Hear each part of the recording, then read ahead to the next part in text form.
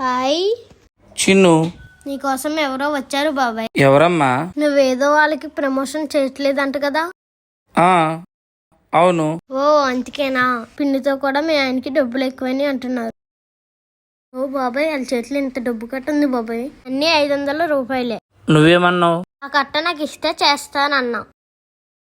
అవును, మీ పిన్ టాబ్లెట్లు వేసుకుందా? తీసుకుందిలే కానీ బాబాయ్ ప్రమోషన్ చేస్తే డబ్బులు ఇస్తారంట కదా. ఆ డబ్బు ఆరోగ్యానికి అంత మంచిది కాదమ్మా. కానీ పిన్ని ఆరోగ్యం బాగుపడుతుంది కదా.